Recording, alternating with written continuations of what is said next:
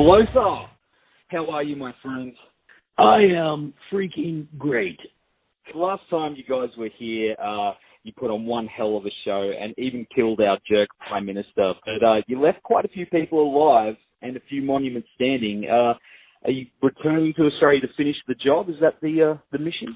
It's basically it. You know, we're going to come over there, and everybody, you know, all of the Australians keep asking me if there's going to be another decapitation. Are you going to decapitate somebody? It's like, well, of course we're going to decapitate people. We're GWAR.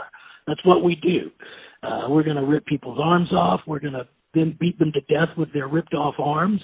We're going to pull their guts out and then hang them with their own entrails. We're going to kick them in the, fuck them in the ass, smack them around.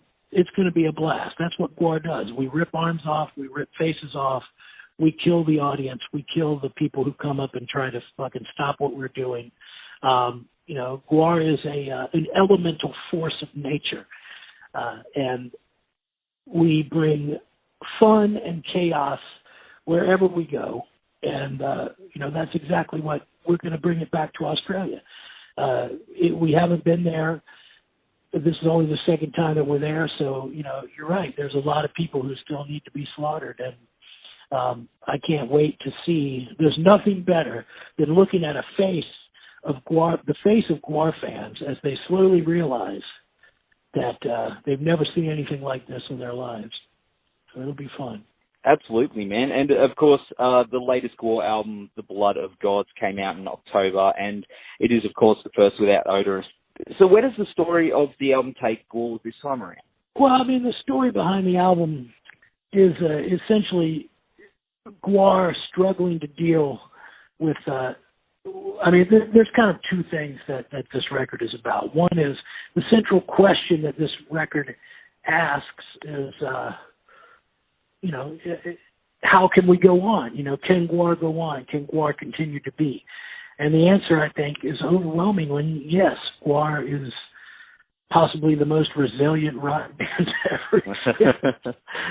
We bounce back no matter what. And, you know, this was a loss that is unimaginable loss. Like, you know, that, but because people didn't really understand what GWAR was, which is that GWAR it's a lot of people, a lot of creative energy put in by a lot of human slaves to make that band. And, you know, so people they don't know that. They don't see it. They think of it in terms of personalities, and individuals, but GWAR has always been, for better or worse, a very socialist art experiment.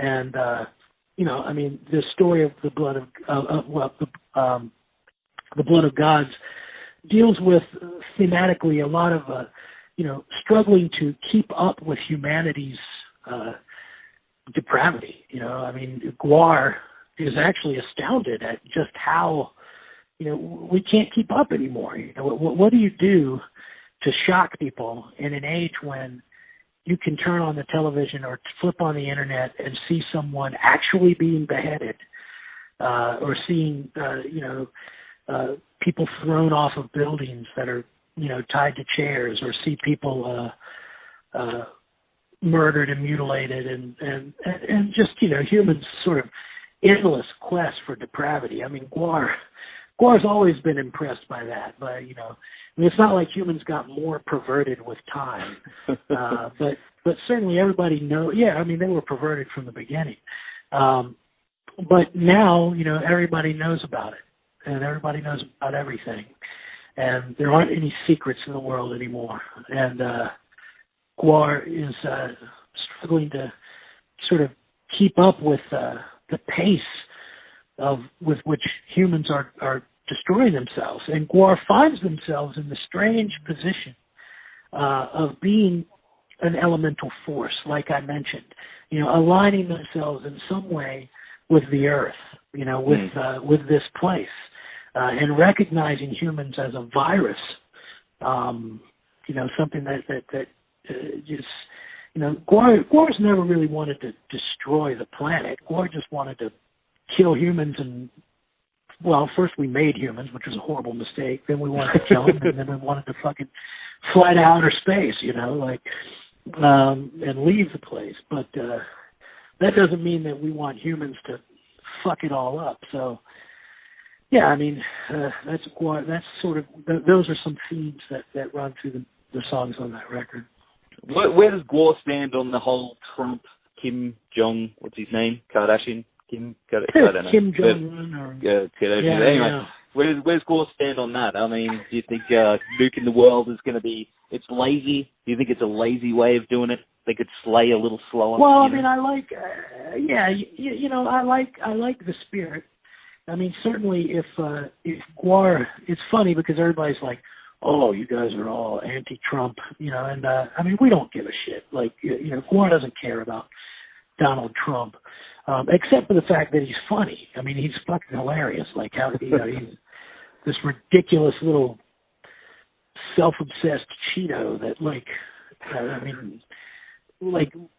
want, if GWAR were presidents, I'm sure that we would be exactly like Trump. We'd want to we'd be bored with it. We'd like to go we'd always talk about what a great job we were doing when actually we were just snorting cocaine off of the tits of hookers all day long. Isn't that what he's doing? But, I mean, I don't know, probably. He's peeing on people or something like that. I don't know. But, I mean, that's exactly what GWAR wants to do. So how can we hold it against this guy? Meanwhile, his counterpart in North Korea, now that guy, he's got some real potential as a world leader. I mean, he really is kind of a clown, and and the two of them deserve each other. They're just these two just absurd figures. But the idea that either one of them might actually push the world into nuclear holocaust, it's not going to happen. The world won't get there unless the world wants to be there. Yeah. It's not going to happen because of these two fuck nuts. So as mentioned before, when GWAR was here, they killed our previous jerk-off Prime Minister, Tony Abbott, who, everyone it ruffled a few feathers, and it was a good thing. I thought it was all over the news, and it made us proud. But can I suggest that this time around, there's a politician here, Dragon Lady, Pauline Hanson.